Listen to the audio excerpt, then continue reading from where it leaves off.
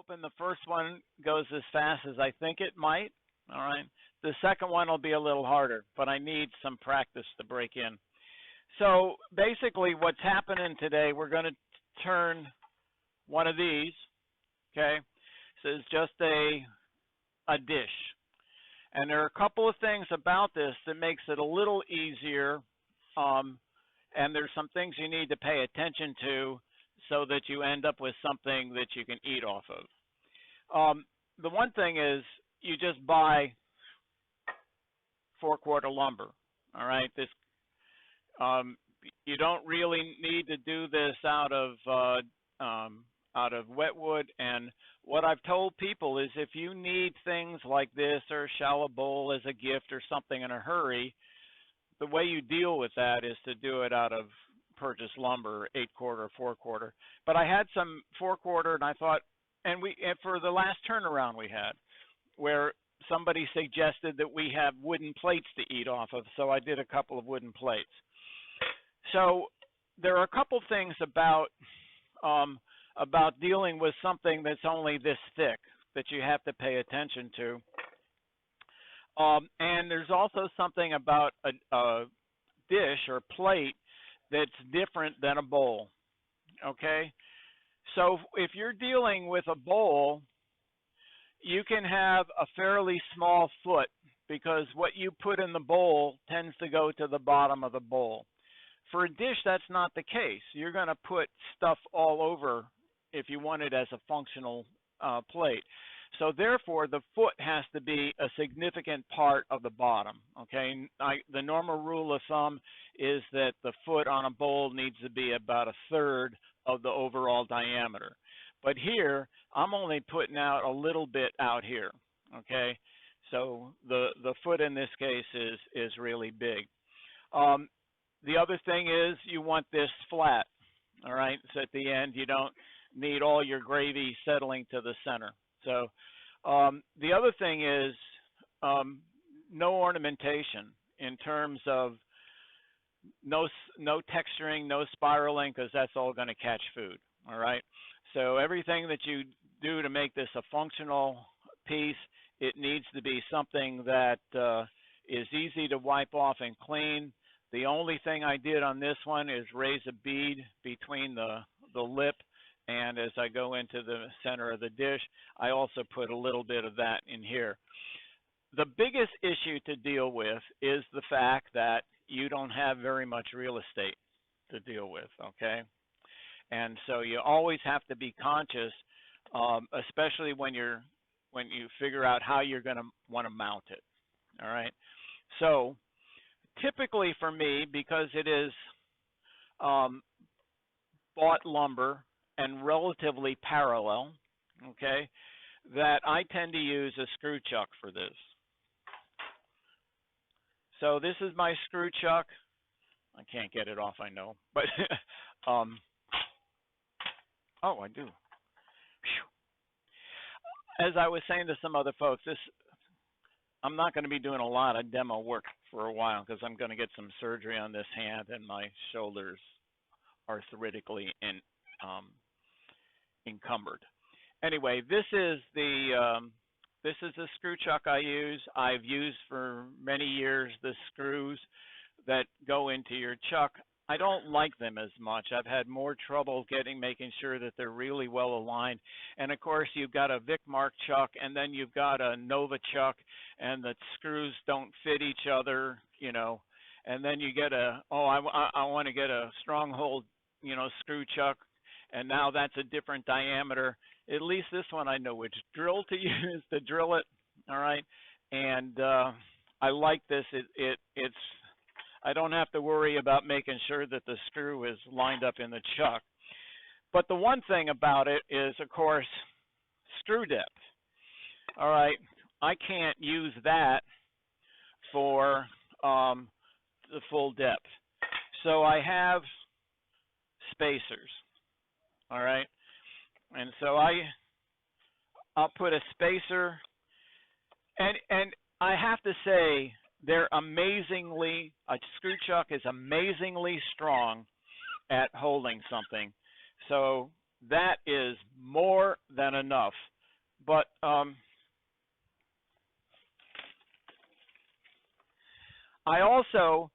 there's another thing that you can use a chuck for, I mean a spacer for, and in fact I want them the other direction. One of the things about when you're turning something like this, you don't have very much meat in the piece right from the beginning because you're only an inch thick, right? So to minimize vibration, one of the things you can do is you could put a screw chuck into your larger jaws, okay? Now you've got this as a whole bearing surface, all right? However, you could also do something like this. Now, this is out of 1/2-inch plywood. When I put this on there, there's only about 2 flights of the screw left, and I figured there may be a liability issue here. At home, I'm not worried, but here, so I'm not using this one, but this is bigger, so when you think you have this much holding up the back, resting against this, you have less flexing going on. All right.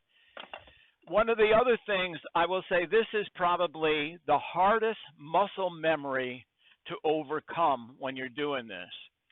If you use a screw chuck, I'm virtually guaranteeing you that the hole that you drill into a bowl blank is significantly deeper than the screw is on here, right? You have to be really conscious of how deep this hole is, all right? So you do not want to go much deeper than this. A 1/2 inch is plenty enough. You've got an inch. I'm going to do this with a recess. You could do it with a foot, I mean with a tenon. But either way, even if you're talking about something like a 5/32 inch insert or something about that in a tenon, you're still taking off significant real estate here. All right, so you want to be very careful how deep you drill it. I am not going to do a Richard Raffin mounting on a screw chuck. I don't know if any of you know this, but Raffin has more or less given up active demonstrating. So he has put out on YouTube all of his old DVDs broken into projects in the last couple of months. And yeah, and new YouTubes too. Gee. That was a little smaller drill than I thought.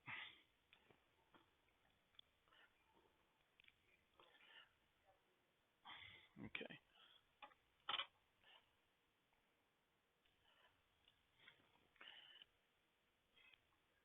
Yeah, somebody want to just...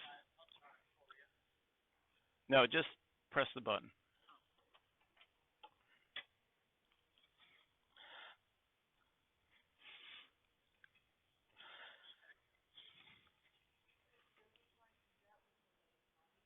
No, that's the Raffin method. I don't do that. I'm not saying that I haven't done it, but risk-reward ratio is not sufficient for me. Okay.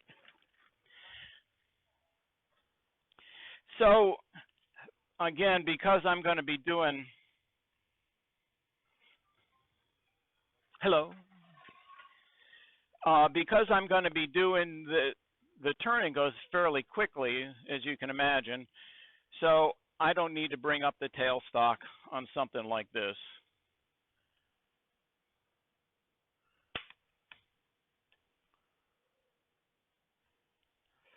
So I'm just going to mark the center.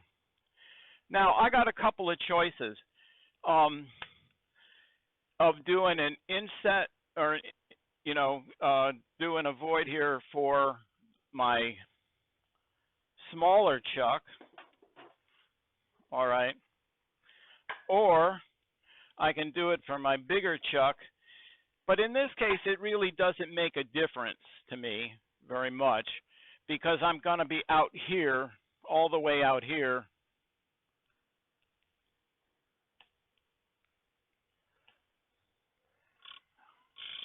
I'm going to be out there for the foot.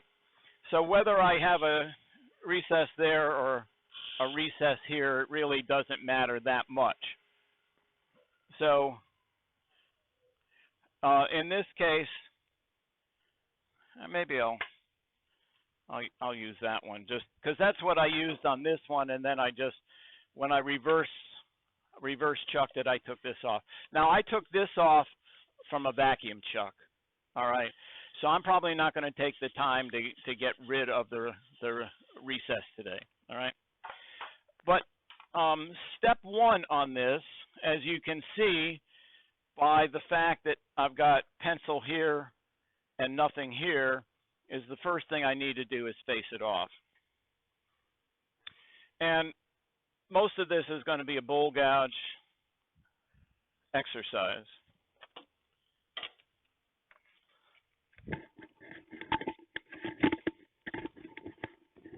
Wow.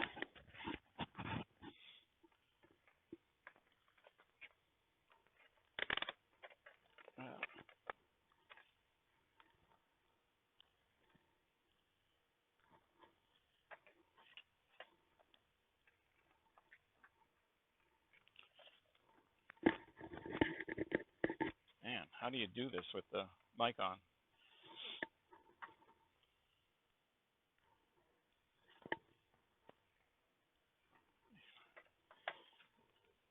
I did it the last time I demoed.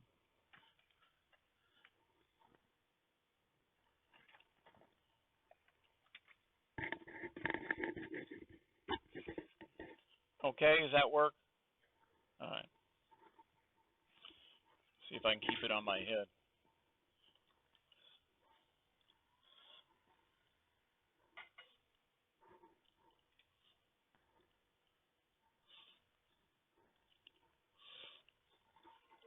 So I'm just going to do a draw cut.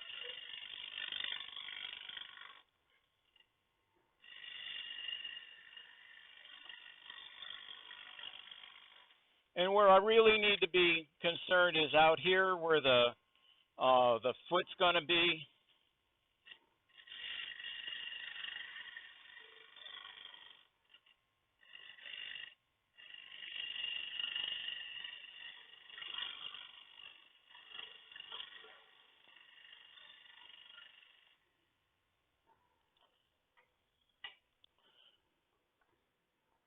Well,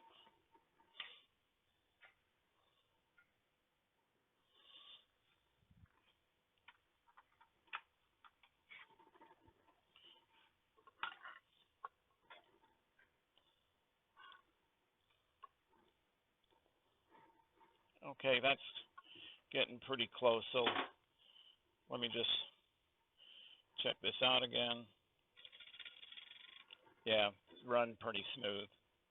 You got a line all the way around anyway. So my next step is I need to make a recess, and I have a couple different ways of doing it. Very often I use a box scraper, actually, but tonight I'm just going to use this angle tool.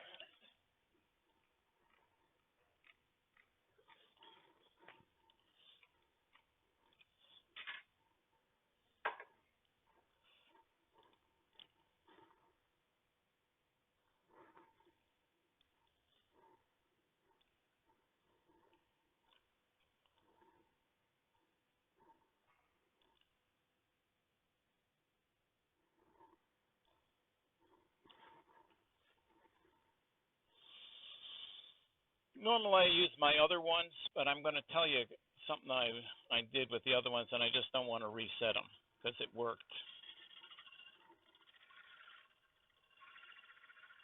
Okay. I'll explain that to you in a minute. So in this case, I'm just going to do a plunge in. I can do it with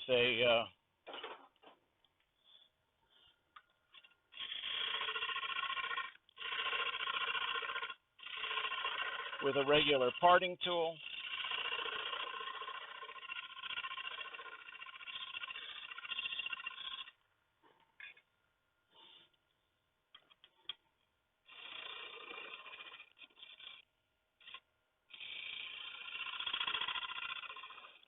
And just, you going to zoom in on this?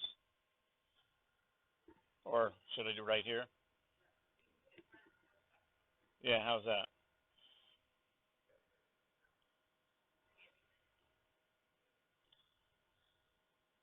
So I use this for tenons too, because that angle between here and here is about the same as it is on my dovetail.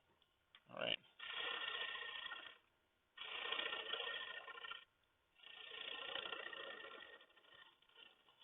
And I can do that. Come in with a gouge and clean that up. That's a spindle gouge that I'm doing there.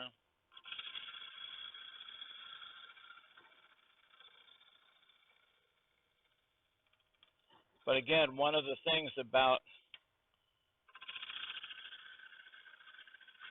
this is I have very limited real estate. So I'm not going to want to do that too deep. But I'm going to have to get this a little deeper than that. That's pretty shallow.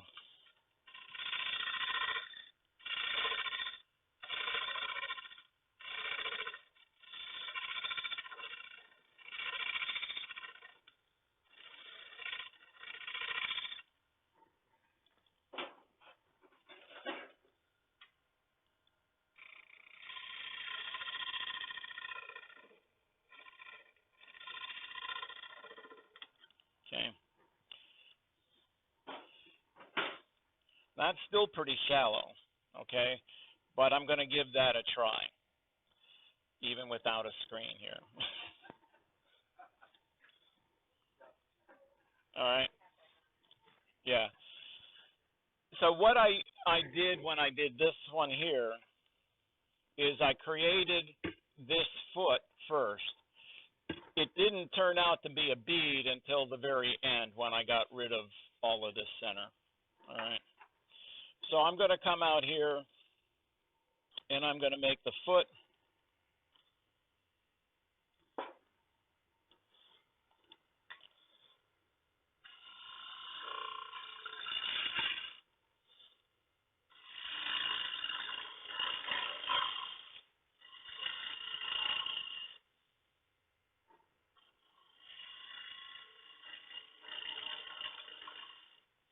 And I do tend to, when I make a foot like this, I don't go in and plunge in.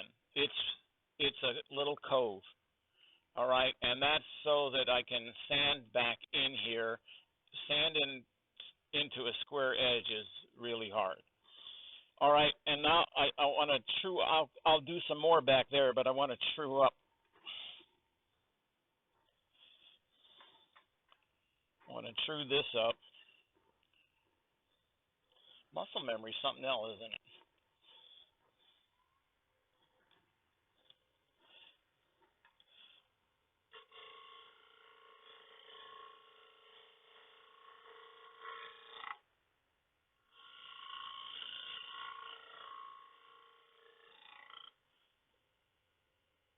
Okay, I think I don't have any flats, I don't think. Oh, yes, I do, right there.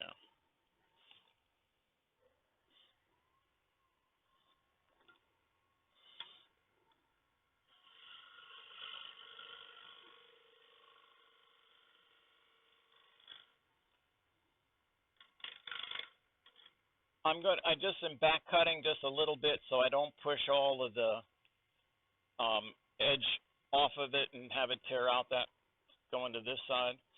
Now, yeah, so that's smooth. I need to come back and get this nice and flat.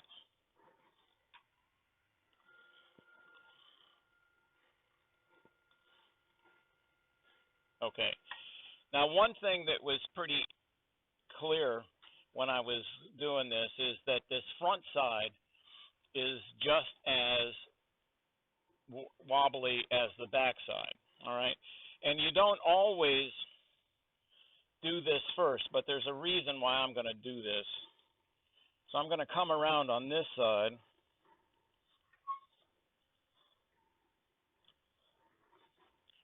And I'm just going to try and true up the outside couple of inches.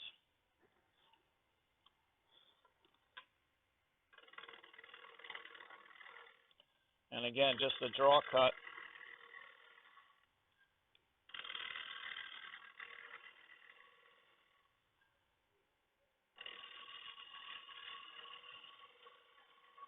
You know, I just don't notice it anymore.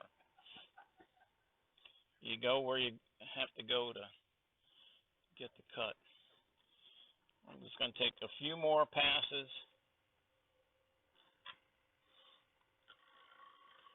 Now, when I'm doing this last cut, as you can see, I'm on a much higher angle, okay, and I'm taking it light, and so I tend to get a little finer shaving.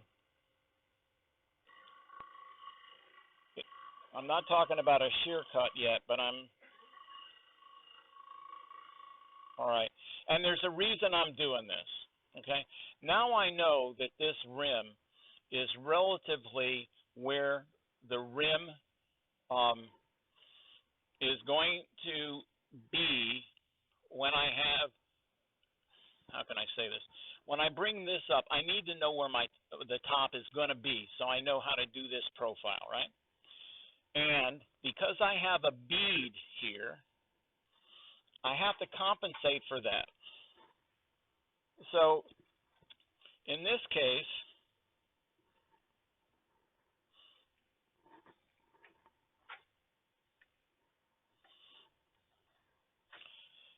if I'm going to make a bead, let's call it 1/8 of an inch.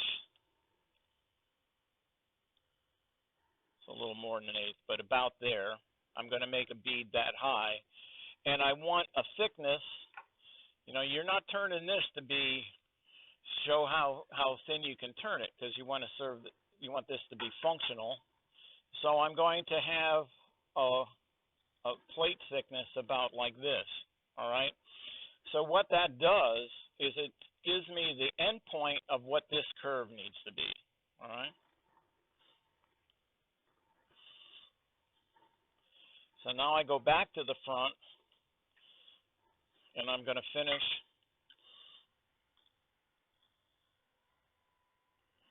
for what it's worth. This is about 1,400.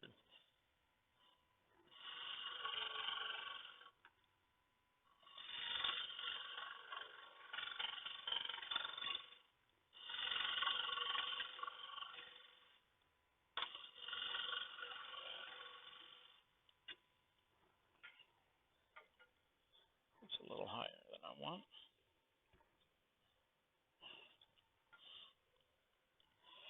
And I can put if this is bigger, I could make it an OG.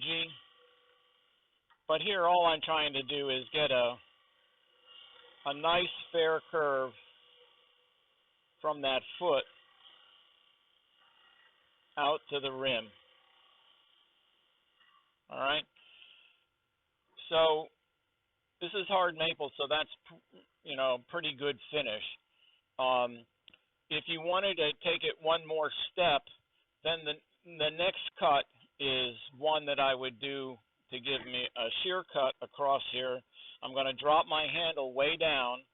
I'm going to turn this in so that it's going to be cutting against this bottom wing, and the top wing will be maybe a 1/16 of an inch or 32nd of an inch away from the closing that gap.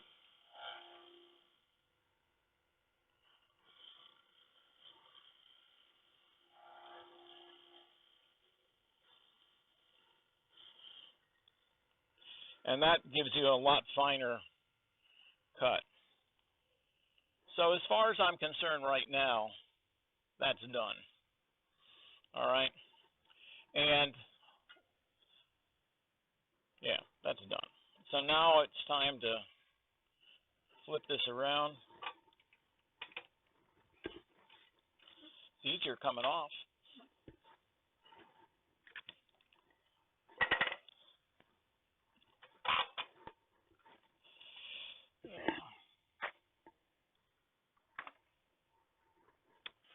I might not.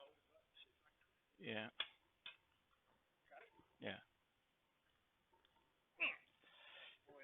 No, what I need is I had it to bring and I didn't get it. There it is.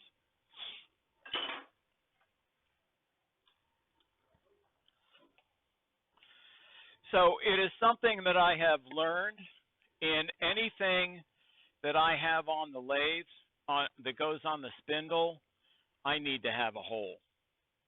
Okay, I need to have something that I can put leverage against in order to get it free from the spindle. Okay, so now I'm going to put my chuck on, and I have to apologize, I guess. I watch IRDs, I watch people doing demos, and somehow their chucks still look like they have chrome. I don't get it. I mean, I don't, well, even guys that live in Florida, you look at Rudy's chucks, and Jack, I bet if you look at your chucks, they are not these in this condition.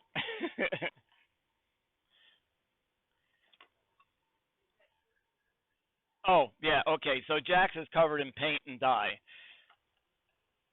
I actually took some sandpaper to this to get some of the paint off. Actually, on the other one, I took quite a bit.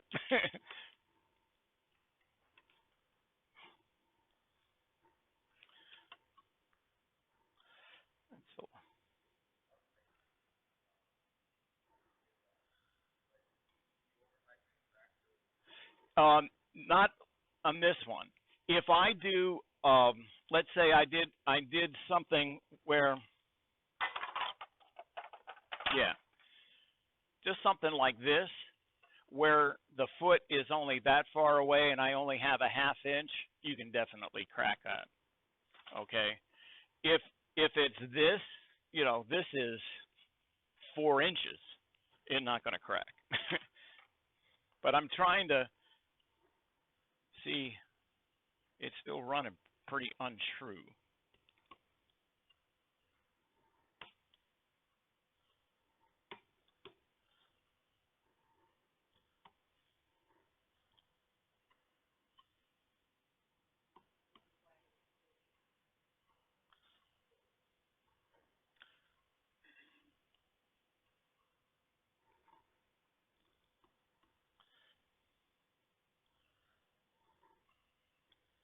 Yeah, this is going to be a little rougher than I thought. So you know what I'm doing? I'm looking at this edge. I don't care about this edge. I'm looking at this edge and seeing where is it in relation. And if you want a more precise, you just bring your rest up to it. And now I can see where is it that it, actually that's pretty good right there. I finally hit it in the right place. So this I want to make sure is nice and cranked down because I am working off a relatively shallow insert. Yeah, that's not too bad. Okay, now the thing on this side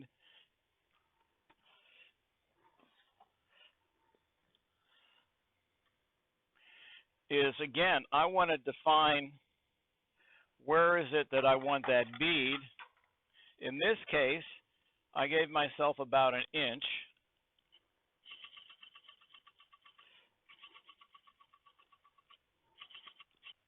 So that's about what I'm going to do. And I'm just going to, oh, get my,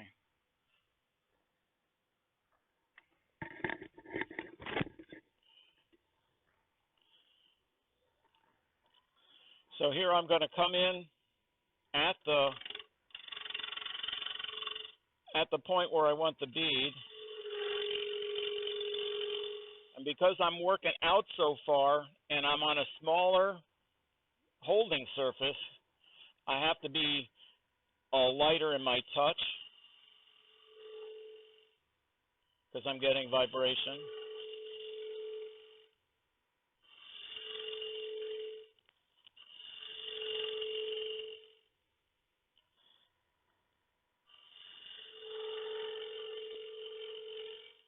So again, I'm going to come up at a more of an angle.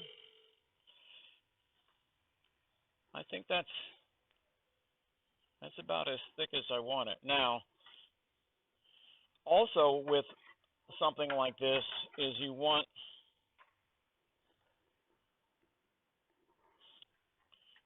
to have it rounded.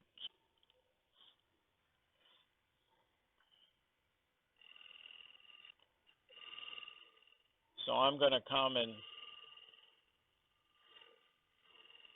just with the bottom wing, begin to come around. Okay.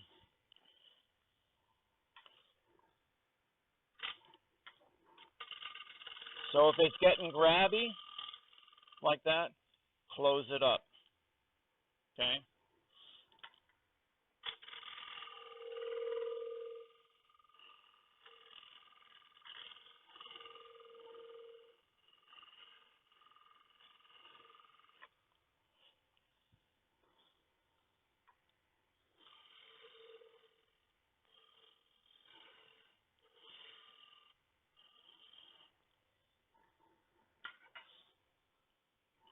You see all the fine stuff here. And I've got a little ridge, and I want to get rid of that.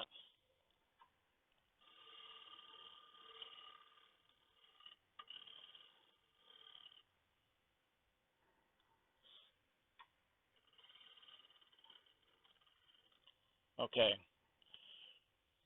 So there's my outside rim. Normally I'd be doing some sanding. And now the rest of this process, and this is why this should be a reasonably quick project, is because now all you want to do is take out the center to the depth of your mounting hole for the screw chuck. And I'm going to do the same thing, except I'm going the other direction. I'm going to come in from here.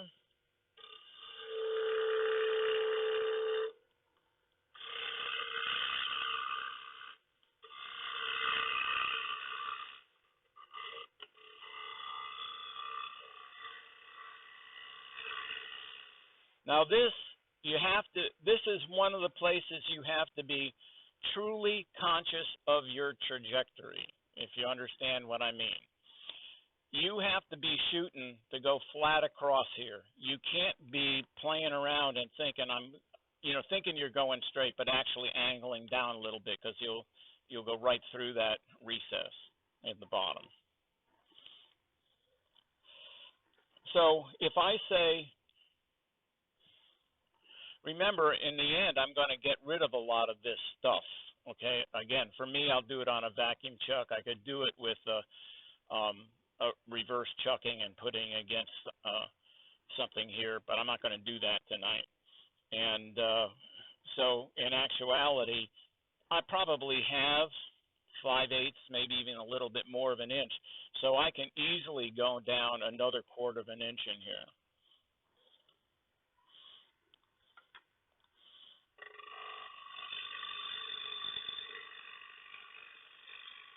But once I get down to that bottom, I'm going to keep on that angle.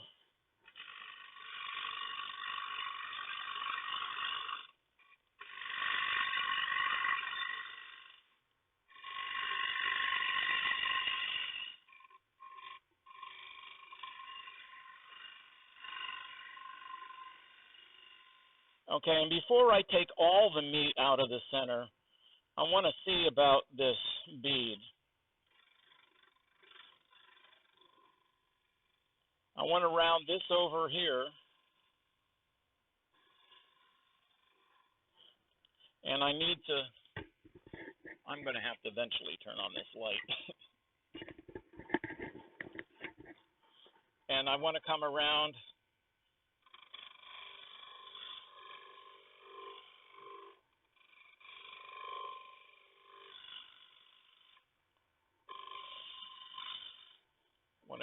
and make sure that's nice and rounded.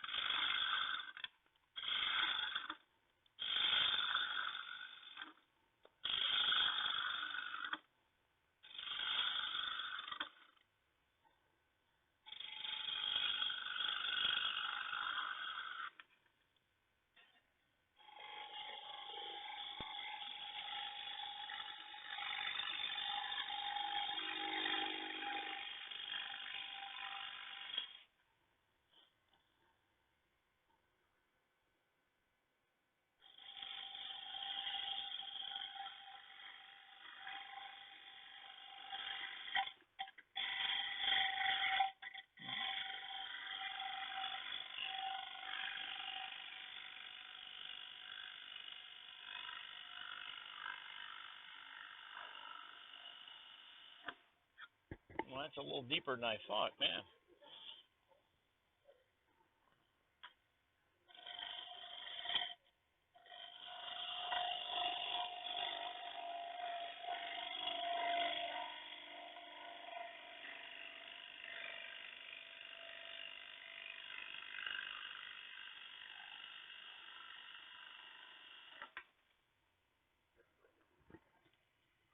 What's that? Yeah, that's right. Well, I'm still a half-inch thick right in here, so that will govern how deep I make that. Yeah. Did I lose the sound? I heard a beep.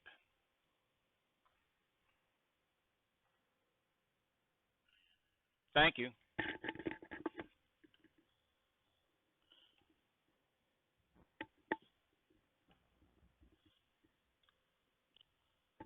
Yeah, okay. All right.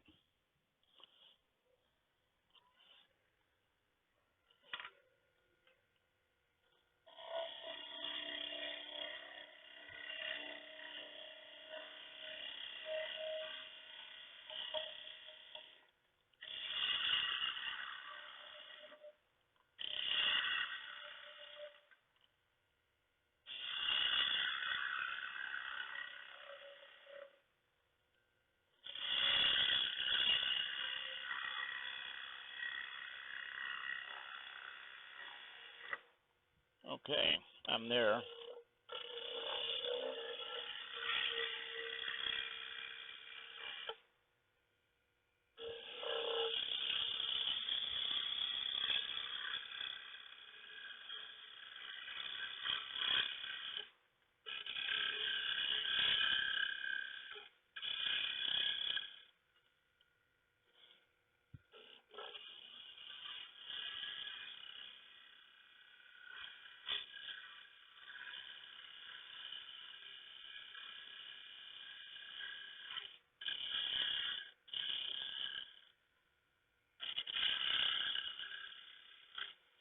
So I am going to now shift over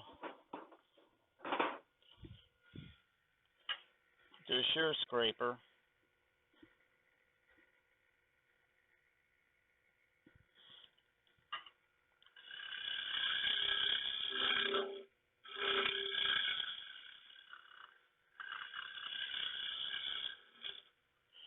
Have to be pretty careful out here because you're fairly thin. All right. Shear scraper. All right. So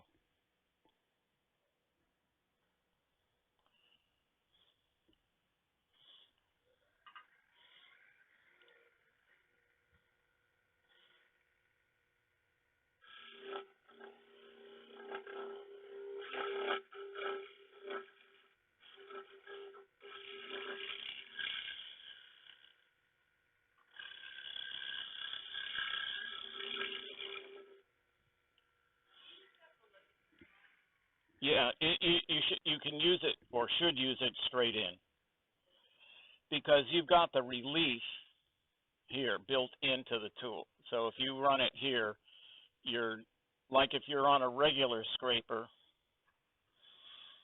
okay, you have to use it down so that you're not catching on this edge. So you are always like this for a regular scraper. In here, you've got that angle built in. All right. So all you have to do is come in with it from the center line.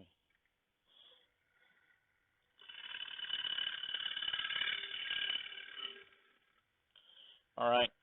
And there is a little bit of a ridge here, but I'm not going to take that out. I would normally now sand it, blah, blah, blah. But I want to get on to the next one because I've heard that's what people would really like to see. But I just wanted to show, you know, that you can get through something like this fairly quickly.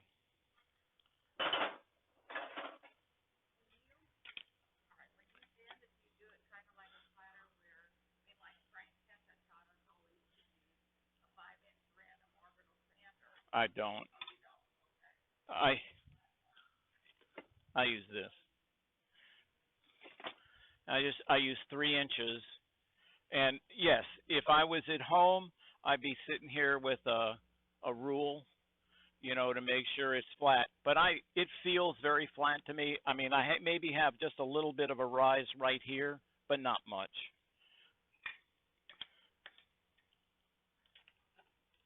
All right. And again, I would reverse mount this on actually a foam back. Well, I do it on a vacuum chuck at home, but I have another thing that if I'm not using that, I would do it here. I'd bring up the tailstock. I'd put a little piece of leather or something to cover the point or the ring. Hold it here.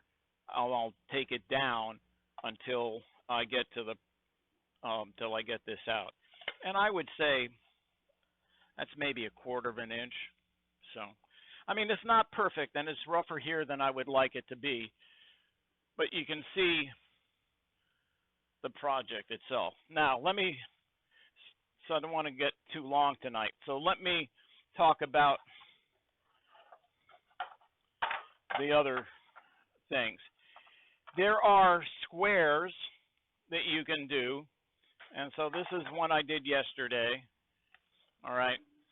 So this is just a square. And all I did in this was do a gentle relief. And then there's no bowl in it, nothing. It's just that shape. And I kind of like that. Now, here was the trick I was, from these Raffin ones that came out. This was a trick that I thought was pretty good. Because, again, this is 2-inch stock, though. This is not 1-inch stock. All right, this is 2-inch or maybe a little bit less than 2-inch. But I decided to do a tenon on this. But the thing that you can do is if I make the tenon the closed size of this chuck jaws, I can grab that tenon and not leave any marks. Okay? The marks come from the corners of the jaws grabbing in. So if I'm very careful,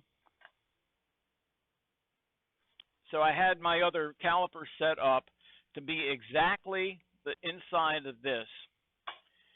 And then what I did, again, I don't know if you can see that, but can you see that it's like a little bead? All right. And guess what? You know, because it is a dovetail jaw, that little bead that I cut in the top is where the dovetails grab into. You can't see any marks on that. So what does that mean? That means when I'm mounting this like this in the screw chuck to begin with, I can do all the decoration I want. I can cut all of this out. I can do all of that before I ever start doing this profile. Okay, because now I'm going to grab it and I'm never going to take this off. This becomes the foot. Now, the reason I could do that on a bowl this size is because, as I was saying before, things in a bowl tend to come to the center, even if it's a shallow bowl. And especially with square, you are not putting stuff out here on the edge of a square platter. All right, so the foot can be smaller than it would be on a dish. All right, a round dish. All right, so that's a square one.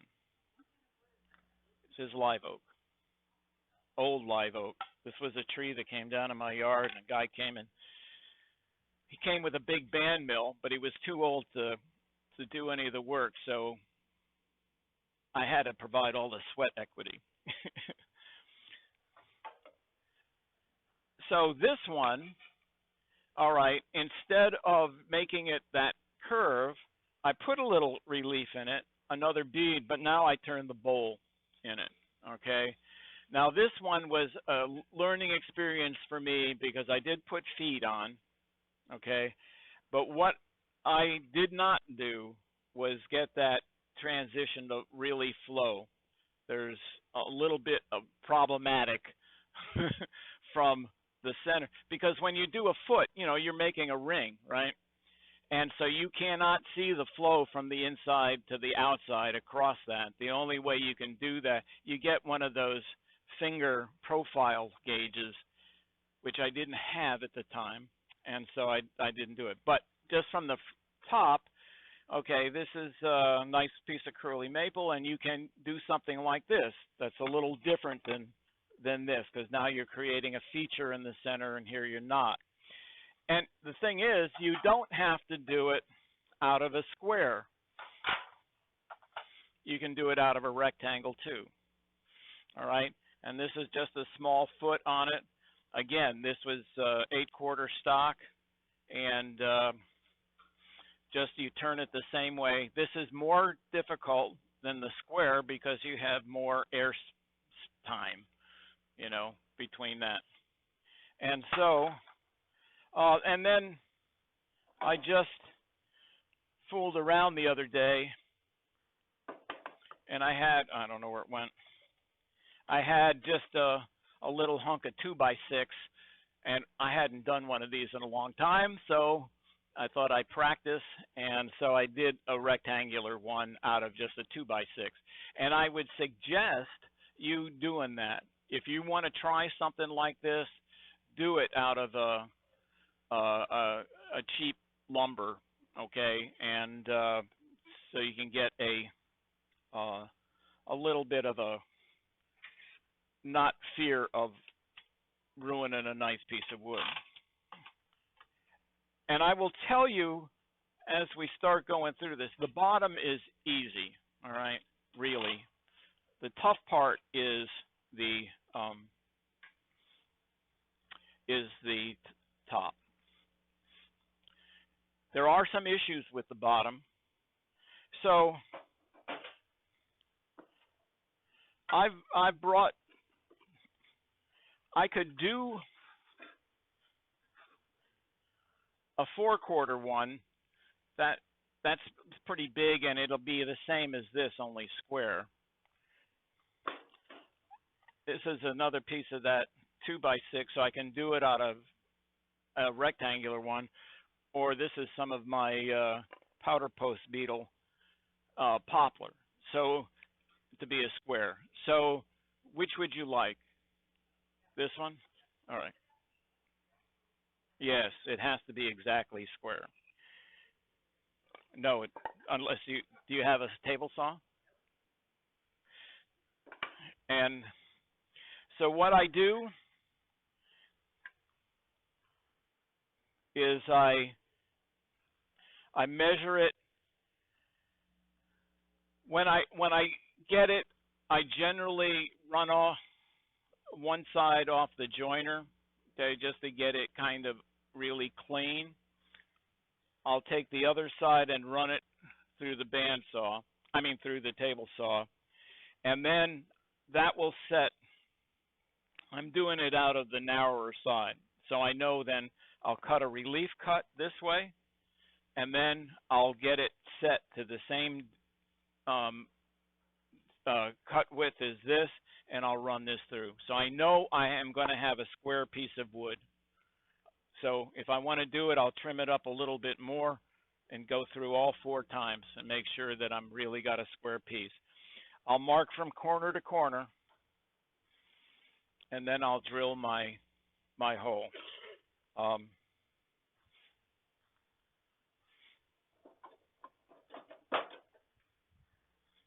And this too I'll do with a screw chuck. Screw chuck should look familiar to you, Jack. I had a different one that I somehow lost over time, and I saw this at your house and took a picture of it. And then figured I liked it so much.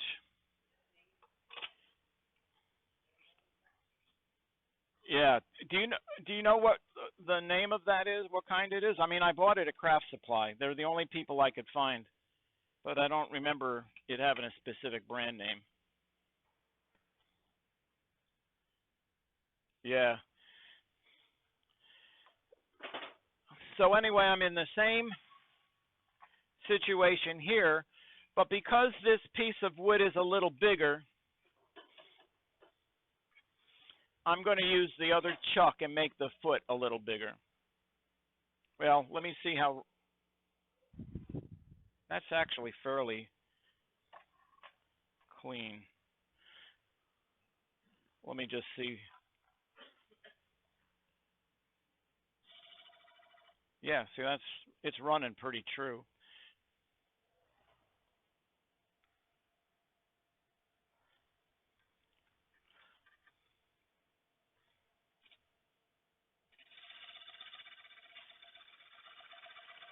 So if I wanted to do that kind of foot that I was doing before, that's what I would do.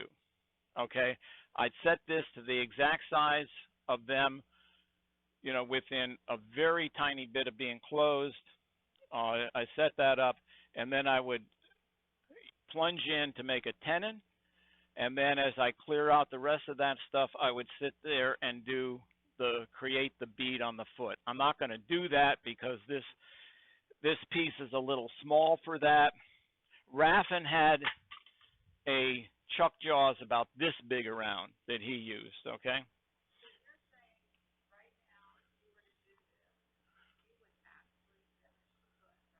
Hmm. But it's just too small for this. If I had big jaws that would go up this big, fine. It was fine for this. All right. So let me go back and do.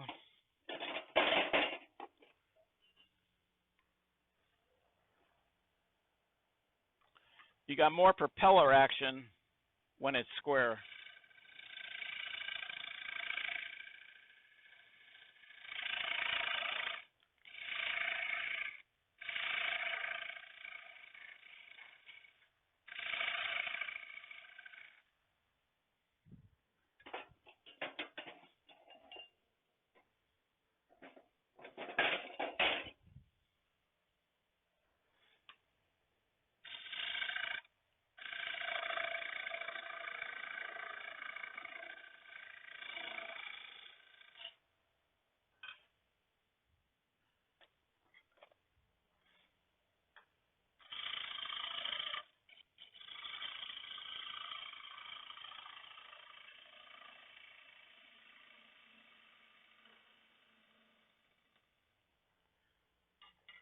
too high.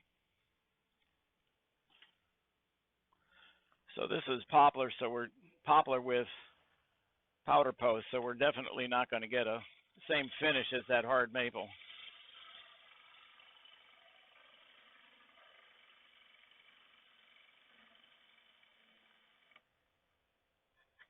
Now you can, here, you can do some level of finishing here, you know, because you've got a pretty wide, recess. Unless you're going to take the whole recess and make it like this one, where you'd get rid of the whole thing, then I would do the decoration after. But if you're just going to come down to where that recess is, you can finish this, put some decoration in it. Okay, let me just get rid of that bump in the center.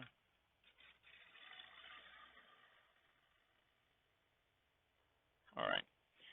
And again, I have the same issue that I'm going to have is coming up to the top. The difference here is I'm only going to have solid wood from here to here. Okay, after this edge, all of that becomes wood, air, wood, air, wood, air, and the farther out I get, the more air to wood ratio there is. All right, so I am going to actually start nibbling away here and working my way back down to solid wood, because the more solid wood I have here, the less vibration I'm going to have out here. All right, now there are some absolute caveats here. This is like a saw blade. All right, so for a lot of it, you have to be conscious to keep your hand behind the tool rest. There are times I have to come on this side of the tool rest, but you can put a piece of tape if you want here to say don't go any closer than here. All right, and you can still be safe. All right, because that's why I had to bring the light in. I have to be able to see those spinning corners, and you need good light to do that.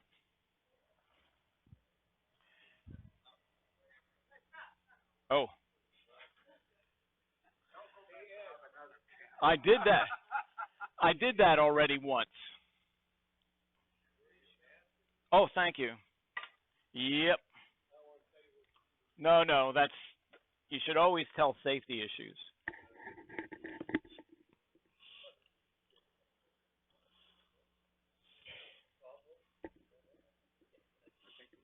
All right.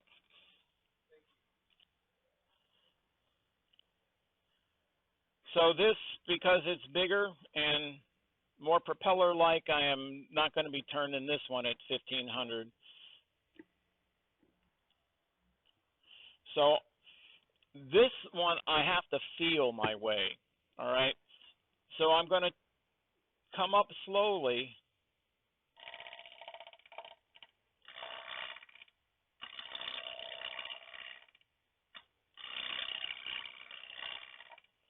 And I have the choice to do this. When I did this one, let me just go back here for this. This is an OG, all right? So very intentionally from here, I was doing that curve like that. But because there, I knew I wasn't going to be running the inside at, you know, it is mimicking this, but it isn't like this, all right? So if I want to do one like this, I'm going to make a fair curve from the foot out to the rim, all right? If I want to do one like this, I'm going to make whatever profile I want here, but more typically an OG, all right? And then I'll want to mimic some of that, but I'm going to put the concentration, in this case, the bowl in the center, smaller than this diameter, all right? So I'm going to make it like this. So I don't want to uh, do the OG curve. I'm going to be trying to be conscious. Now, this is going to be harder to do because of all the powder post stuff. That's going to be my excuse, and I'm going to stick to it. But you're going to have two edges of this that are going to want to tear out. That's one. There's the other. And you can just barely see it. So once I start getting to the refined shape, I have to be very careful. And you also have to be conscious of the wood. If the wood you're using is brittle, a brittle kind of wood, is going to be more likely not to tear out necessarily in big hunks, but it'll be more likely to rip out on that edge. All right. Always make sure that you can control that spinning and not hit anything.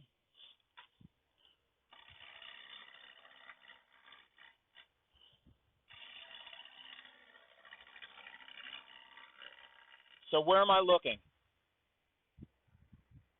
I'm looking right here. Okay? It's the only place I can see what that profile is doing.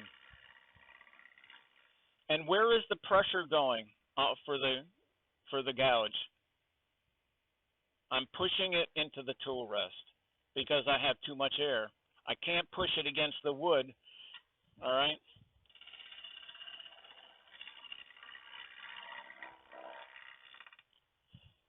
It's a little high.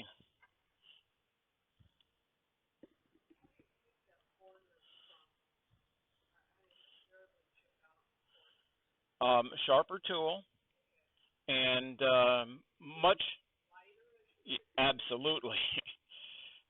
Once I'm past solid wood, it'll be, it's a sliding scale because you got more wood, less wood, less wood, less wood, less wood. And as you get out here, see, that's what I'm talking about. That's what'll happen. Now, when I get out to where I really want to be, I can change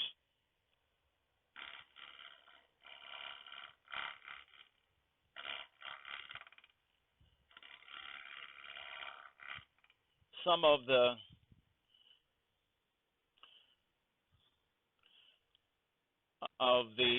the way I'm using the gouge, and you can see there's some down here, but out here I've gotten rid of it.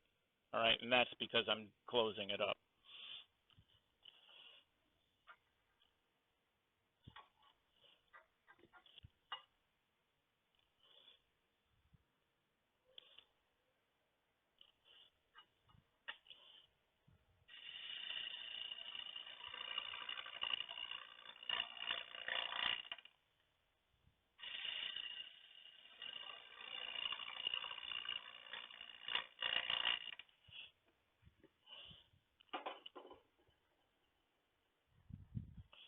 That live oak was unbelievable on the edges.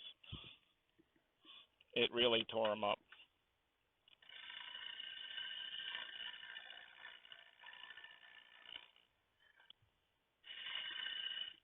So let me just define where that foot's going to be.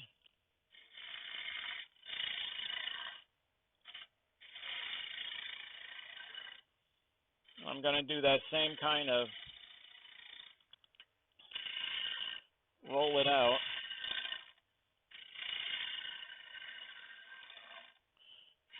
And now I'm just going to nibble away. I'm not too nervous right now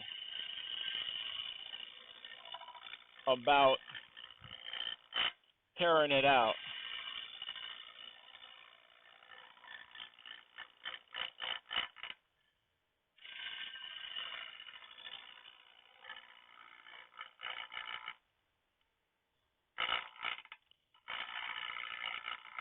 And you can come back in, okay? So it's not so easy, but you run the heel against it, and you slide the heel out, and then you can come back in.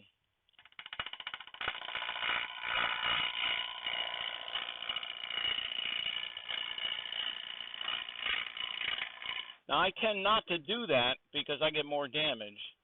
But sometimes you can make, it's fuzzy here, but actually that was a pretty clean one. All right, so maybe I'll finish that.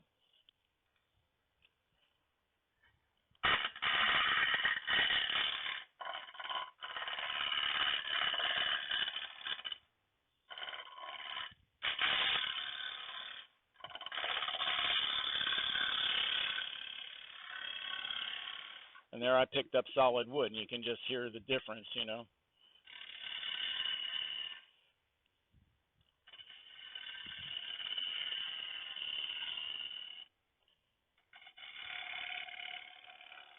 Okay, I got to move the tool rest around.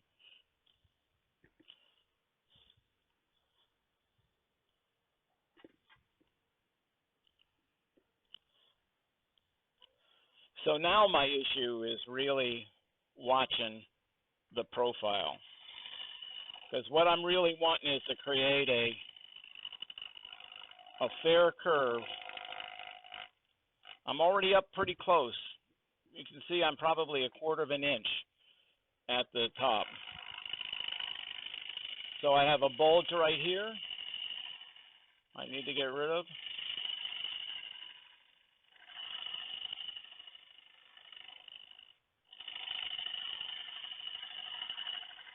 Can you see any of that? Okay. So you see what this is the fair curve, and you can see what I was saying. I'm pretty close up here. All right. And so I'm going to want to take some more cuts. I have a bump here I need to get rid of. Out here is not too bad. I'll make some finer cuts out here.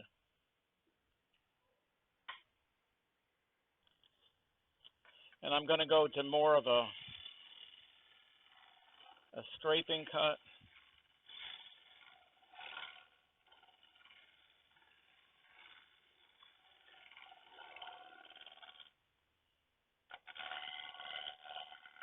But you see, you have to be conscious of 100% of the time of where that edge is, so that you don't zap your hand. But you can see that's a fairly fair curve. All right, and that's really what I'm looking for. And it runs out right to the end. That curve flows right to the end. All right. I do have a little bump here. I'll just deal with that. It shouldn't be too bad though, because I'm in solid wood there.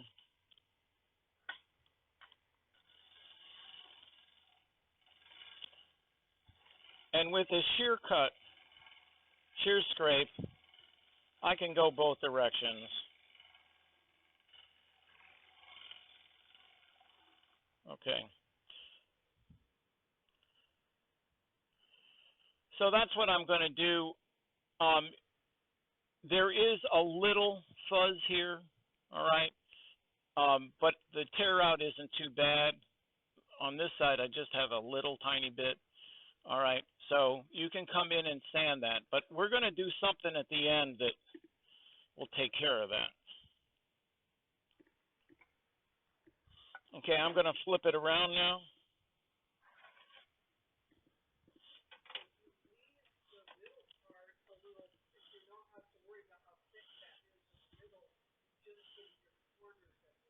I'm getting this profile the way I want it, the whole back profile.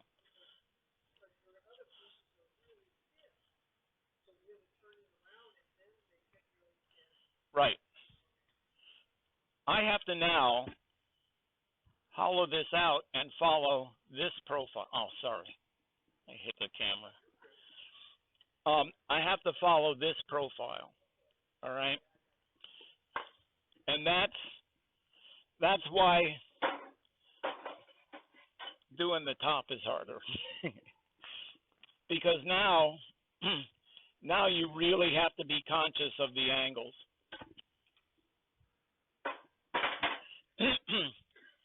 And you have to start from the outside and work in gradually. Again, it's another one of those things. You do not want to be You do not want to be hang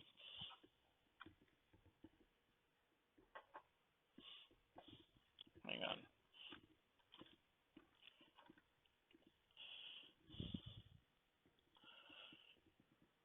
You don't want to be causing vibration. So as soon as you get, oh man,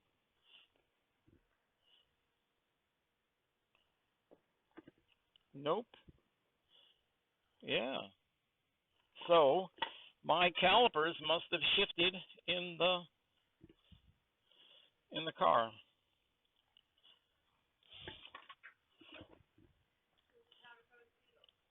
Yeah, yeah, by over a quarter of an inch.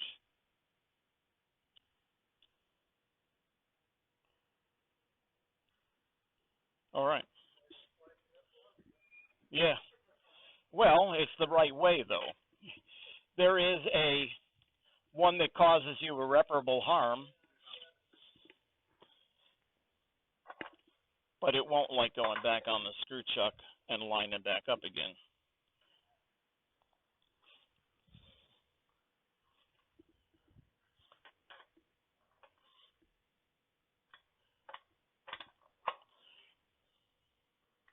But this is the easy one.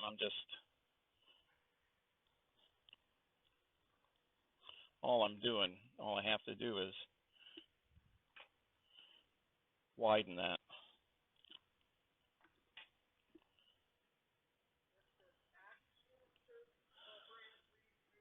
It it it certainly could be. If you go to Craft Supply though, and Craft Supply is what is it? Woodworker Supply, Woodturner Supply, and you ask it for a screw chuck.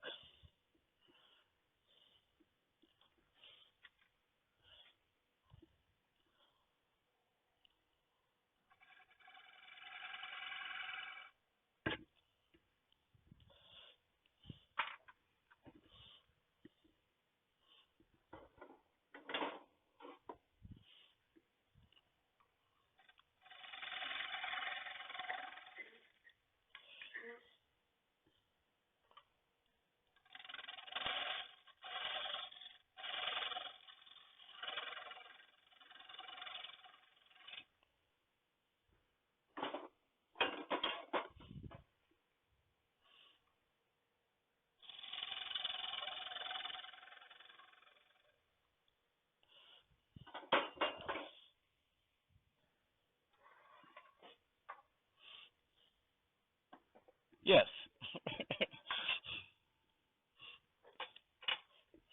You know what the problem was? It wasn't that it shifted. The problem was that I had done it for compression, not expansion. I'm changed it for this one.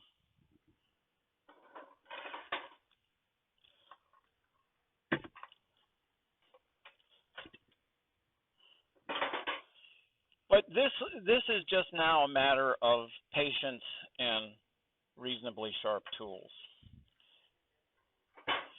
And this is one of those where you cut a bit and look at it, cut a bit and look at it.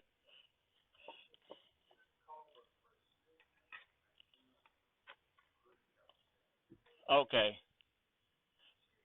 Colleen, he got it.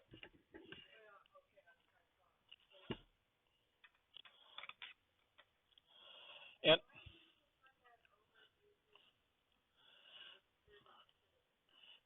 two things. One is because I can never remember which screw goes with which chuck. I have 3 different screw inserts. And to remember which chuck they go into, they're also pretty long. Plus, if I'm doing it in the Vic Mark, of all the standard jaw, this is their standard jaw. They're the tiniest. All right. This gives me another inch, for stability. So I tend to like that. Okay, that's running pretty true. Now, this,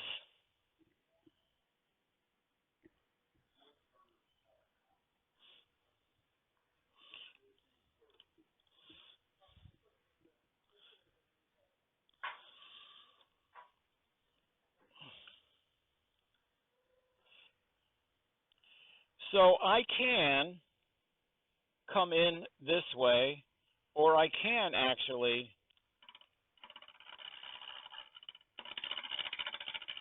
nibble a bit this way. Now, sometimes I like to do that because it gives me a little bit of a bevel supporting surface.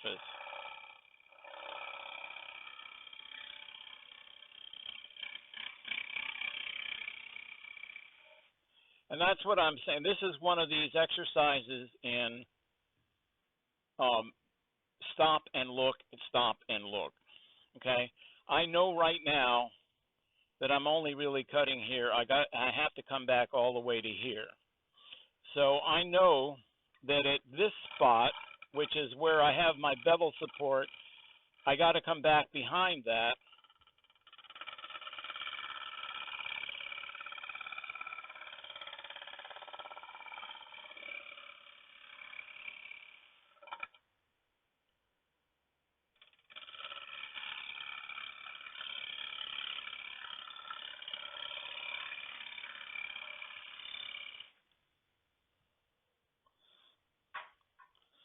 So I still have I'm whatever that is, 5/16 of an inch away from the corner. All right, so I have to come back just a little bit farther. Getting the corner is the thing, you know. So there's my bevel.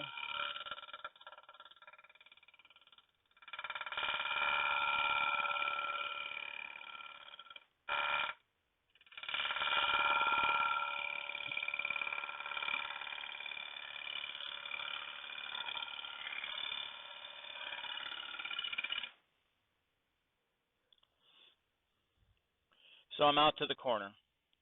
All right, and now it's a matter of, okay, I got to start going in and following this bottom profile.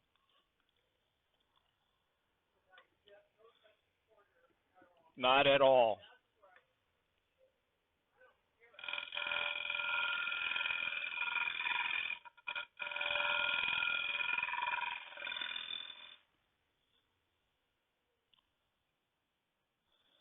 Okay, and I'm just nibbling away.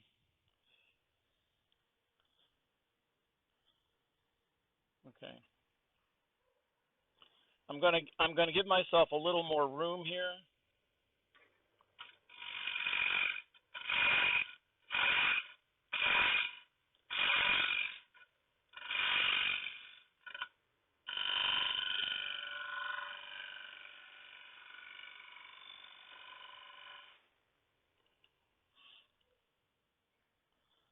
Okay, getting closer.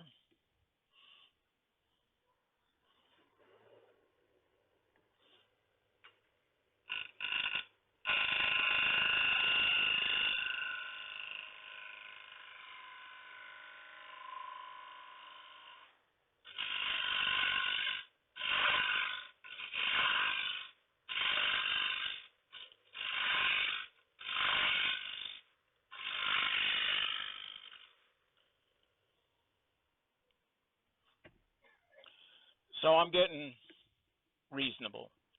Okay, I've also cleared away to solid wood. So now I can finish this edge. After that, everything else is just following that curve down. Okay, so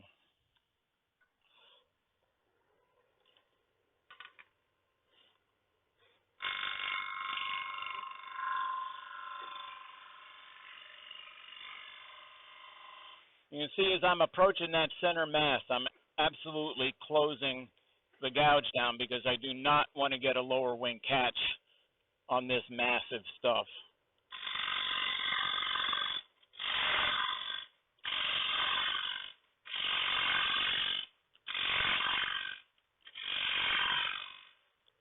Now, okay, so here's the thing.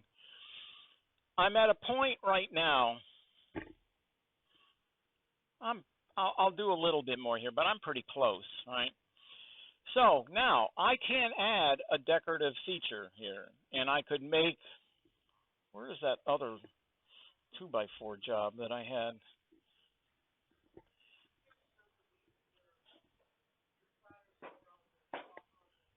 Yeah. Oh yeah. So I can create a bead here if I want to, or I can make it just smooth like this one. Okay. It doesn't really matter. That's an artistic choice because now I'm into solid wood. All right. So I'm gonna.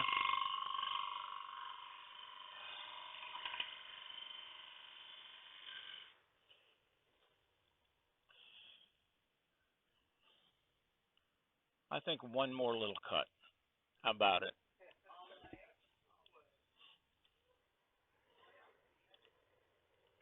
I'm not going out to the end.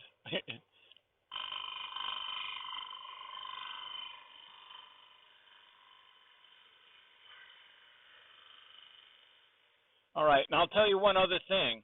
The reason that you want to take it slow and steady in here and why I keep stopping it, because if you get this thing here thinner than this thing, you're screwed because you would have to go out to the edge again and come in, and there is not enough support here to make that happen. All right? So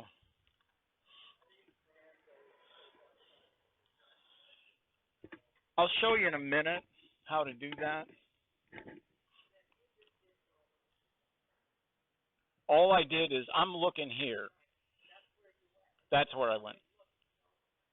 Yeah. It's funny. It doesn't take a lot. I'm just taking off a hair when I'm doing that.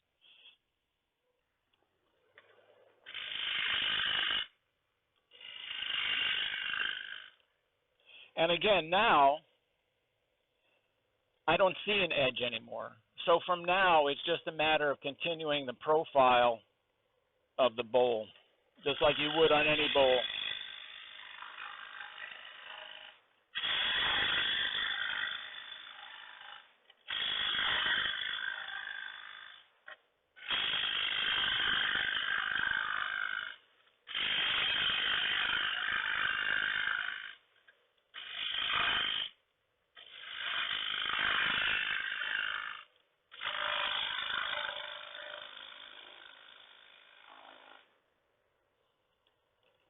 This is my number one safety issue for me at home, and it's happening here too.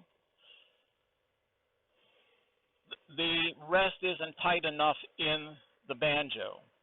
It's not the banjo moving, it's this thing when I start putting pressure on this edge wants to start moving in. Same thing happens at home on my Powermatic.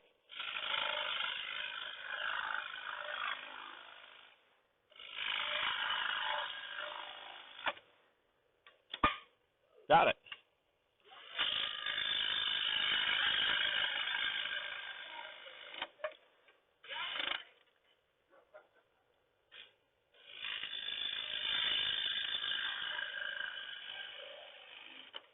That was just obviously it was the screw hole letting loose because of the powder posts.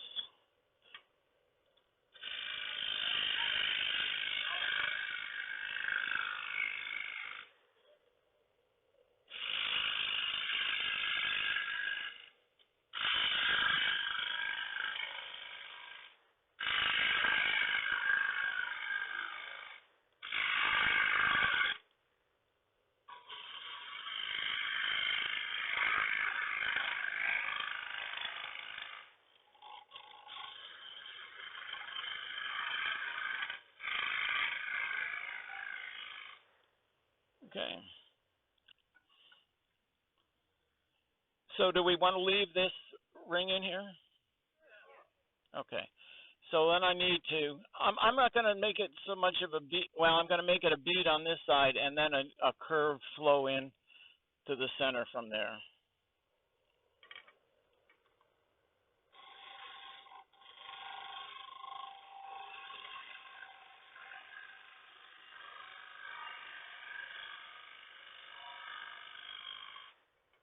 And I'll round this over.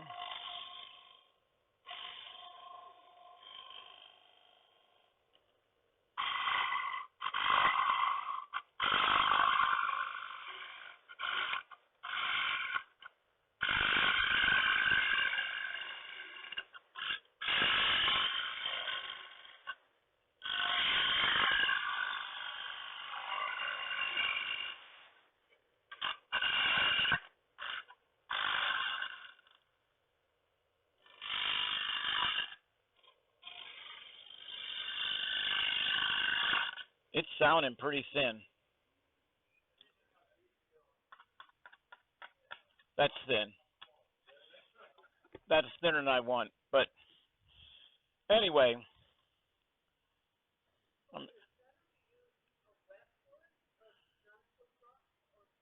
oh, dry.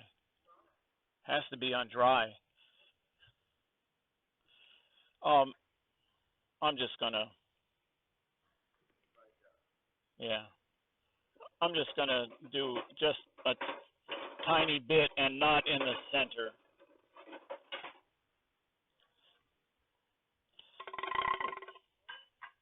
Oh, it's down here.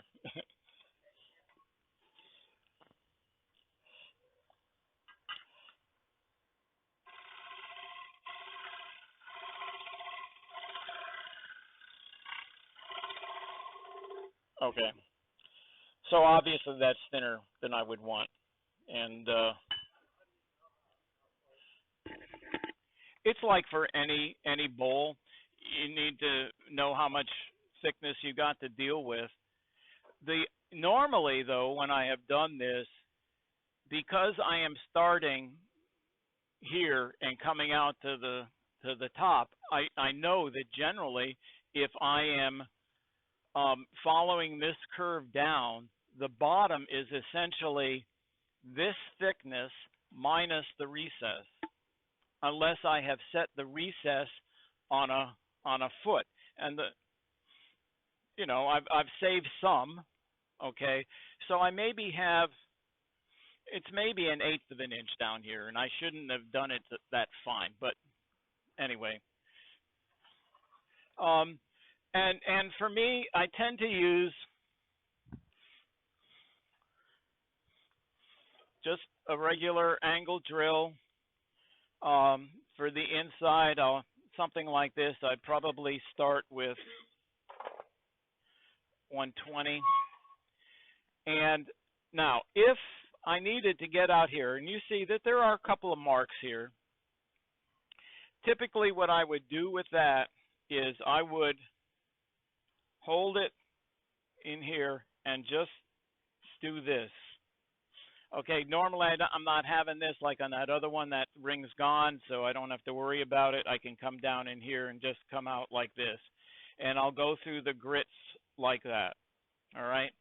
And then I will sand by hand as well. You can actually probably out to about here sand while it is spinning, all right? But what you have to do is only use the very bottom corner, all right? So you're like this. And so it can't catch anything here. Now, what that will do, though, is it'll round over this edge. If you're using a foam back thing like this for an inside, all right? If I would go to a harder one, take off this and go to the hard one, I could probably get away with that and not do it, have so much impact. But that's typically how I have sanded these things. The inside, I just sand like a normal bowl. That's no hassle. And then I will generally go by hand. I'll do a grit on here, say 120, and then I'll take 120 paper and go with the grain. Okay, and that'll get and at the end grain, I've got to do it here like this, and I do it long here, and so I get rid of some of that swirl marks and stuff. Now, there is one other trick that Raffin does that I found pretty interesting. If you get tear out on here, and I do have a little, Again, this is poplar, which is stringy anyway. So, but I didn't have, by the time I got done with the oak yesterday, there was nothing there. It was nice and clean. So here is, I had not seen this before either, but I thought this was a good idea because I've tried it different ways and with less success. If I want to sand those edges, I've sometimes taken, I have a rigid oscillating belt sander. It must be the most popular tool, rigid cells, because everybody has them. Yeah, but it's not very long. The belt itself is not very long. So to get a nice along the whole edge, you have to do one of these things, and that's a little tougher. The way Raffin does it,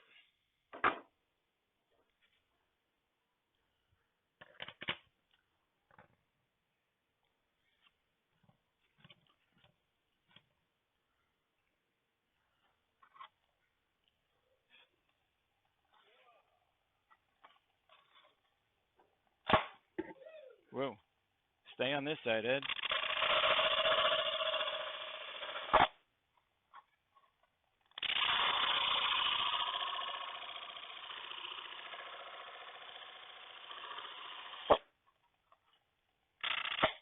Whoa. I don't know what's going on here. Yeah, I know, but normally that on a sander it isn't so aggressive on the other side, although this is a brand new.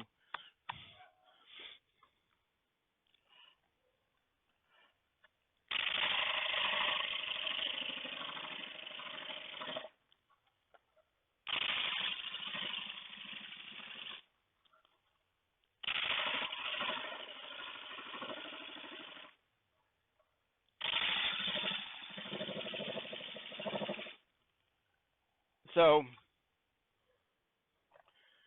it'll work. It gives you a nice smooth edge here. That's one of the things that when you take it off the table saw and you've cut it square, sometimes that edge isn't too pretty. All right, but to sand on the end grain, on the side grain, it's fine. You run that through the joiner, it's fine. But the end grain is not. And so one of the things about the trying to get that clean on the end grain is really difficult. And to try and do that before on the blank before you put it on here, now you're dealing with 2 inches of thickness to try and get flat and smooth. Where you know that even though I have some saw mark here, I know that if I take it and I put it on something like this, now I'm just dealing with, in this case, 5/16 of an inch. Okay, so sorry about the thickness and that kind of thing, but turning since 2007, 15 years, right? Is that right? Yeah. Yeah, it's thin. I could tell by the sound. Yeah. I went to I took lessons I took lessons here after a fashion from those of you that remember Ray Peck from years past. Let's say I learned how to use a scraper to get the bowl into shape. All right. But then I went to Campbell, John C. Campbell Folk School, and I the guy who was teaching the class was Doug Barnes, and Doug was the head of the wood turning department. And I was an absolute freaking newbie. I didn't know a thing. I mean, I thought I'm bringing my tools, and I'm bringing a set of 40-year-old craftsman wood turning tools, and everybody in that class wanted to turn bowls the first afternoon, Well, So he pushed it up, and we started turning bowls on Tuesday afternoon. So for an absolute newbie, that's pretty much pushing it, you know. I turned through the bottom of 7 bowls in the course of from Tuesday afternoon till Friday. And you know, it was just one of those things. The design I was doing was terrible for that. I mean, I was trying to make a calabash on my first bowl because I didn't know any better. I liked the design, you know. So then the second time I went to Campbell, Michael Mosho was my teacher, and my world changed. Mosho, he is a teacher, and because of how he taught me and his importance of balancing spindle work with bowl work and that kind of thing, started me on this whole thing. So I have him to thank. I assisted him a number of times. He got me to teach at Campbell a couple of times, so he's really a special guy. And but sometimes it just takes that spark, you know, when you go from. I will tell you one other spark that happened. When you go from listening to everybody else and saying that your goal is to turn a bowl, okay, then you think that's your goal. Okay, so you turn 50 bowls, all right, and maybe you turn them better, or maybe you turn them worse faster. But one of the ways, you know, that's what you think your goal is. But I learned, for me, things like making Christmas ornaments because people liked them and I could sell them, and it was spindle work and a little hollowing work and of a scale that I liked. I like that stuff. And then, so I started doing a lot more of that. The other thing, and I keep trying to talk to wood turners in general, especially people like Mark and Mr. Callahan and some of those folks that are in galleries now, is to think that your wood turning is really art. The biggest change for me happened when I became part of an art cooperative, and I was around artists all the time. They view what I produce differently than you view what I produce. You look at the process. They look at all the artistic side of it, and it changes. You get yourself a much fuller appreciation of what it is you can all do. All right, I've seen some absolutely gorgeous work. You know, I've watched what you have done in the last year, and man, you know, where'd this come from? You know, and so you're putting more and more into. The goal is not now, I'm guessing, is not to produce another little dish. It's to produce a little dish with the decoration you want to put in that says who you are as an artist. You know, and so all of you can think about the art component in addition to the skill component. All right. So that all comes with design and beginning to deal with some of those other things other than just the process of making. All right. That's all I got.